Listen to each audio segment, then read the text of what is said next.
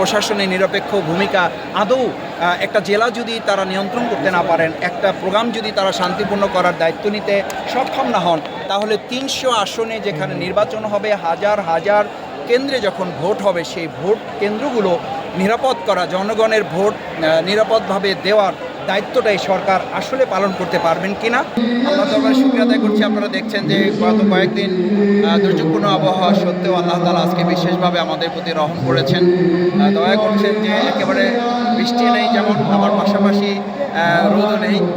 বলা যায় যে একেবারে আল্লাহ তাআলার একান্ত মেহেরবানি, তার দয়া আমাদের উপরে, তার চাদর তিনি বিছিয়ে রেখেছেন। আমরা আল্লাহর প্রতি শুকরিয়া আদায় করি আলহামদুলিল্লাহ। এবং আপনারা গতকাল রাতেই আপনারা লক্ষ্য করেছেন যে আমাদের ঐতিহাসিক সোহরাওয়ার্দী উদ্যান কানায় কানায় পূর্ণ হয়ে সকাল থেকে আমরা আমাদের যে গেটগুলো ছিল 3টা গেটই আমরা বন্ধ করে দেওয়ার কথা বলেছি, যাতে আর ভিতরে লোক ঢুকতে না পারে, কারণ ইতিমধ্যে ক্রাউড হয়ে গেছে। এখন আমাদের এদিকে গাবতলী, কল্যাণপুর, যাত্রাবাড়ি, সায়দাবাদ, সদরঘাট, বাবুবাজার, কমলাপুর রেল স্টেশন পর্যন্ত যারা নামছেন তারা আর সামনের দিকে কেউ এগোতে পারছে না। গাড়িগুলো যাত্রাবাড়ি থেকে আসতে পারছে না, গাবতলী থেকে ঢুকতে পারছে না।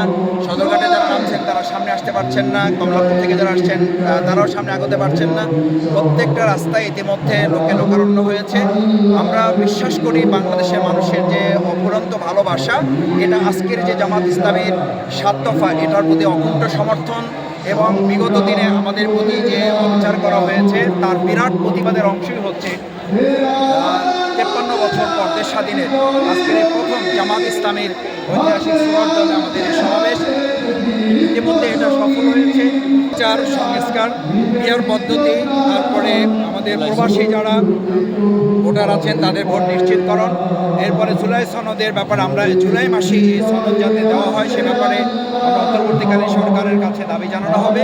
এবং আগামী দিনে একটা অন্তর্বর্তীকালীন সরকারের অধীনে সুষ্ঠু, নিরপেক্ষ, অবাধ, অংশগ্রহণমূলক নির্বাচনের জন্য সবচেয়ে বড় প্রত্যাশা জনগণের লেভেল প্লেইং ফিল্ড। আপনারা নিশ্চয়ই খেয়াল করেছেন জনগণের মধ্যে ইতিমধ্যে একটা আতঙ্ক বা উদ্বেগ, উৎকণ্ঠা তৈরি হয়েছে যে বিগত দিনের মতো আবার কোনো হাসিনা মার্কা নির্বাচন অবৈধ অস্ত্র, পেশি শক্তি এবং লুটতরাজ এবং কালো ভোট, জাল ভোটের মাধ্যমে কালো টাকা ছড়াছড়ির প্রয়াস আবার কেউ করেন কিনা।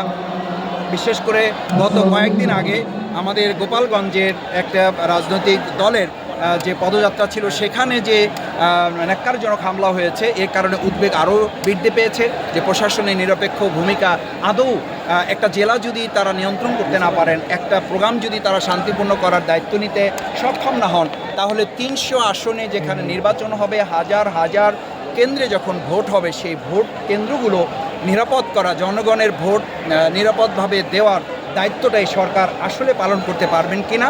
সেই লেভেল প্লেইং ফিল্ড এবং অংশগ্রহণমূলক, অবাধ, সুষ্ঠু, নিরপেক্ষ নির্বাচনের দাবিতে মূলত আজকের সমাবেশ। জনগণের উপস্থিতি প্রমাণ করে এই দাবির সাথে ইতিমধ্যে জনগণ একাত্মতা ঘোষণা করেছে। জাতীয় নেতৃবৃন্দের বক্তব্যের আহ্বান নিয়ে তারা গ্রামে গঞ্জে পৌঁছে যাবে এবং একটি জনসচেতনতামূলক পরিবেশ তৈরি হবে যা এই সরকারকে আমাদের এই দাবিগুলো মানার জন্য একটা চাপ প্রয়োগ করবে।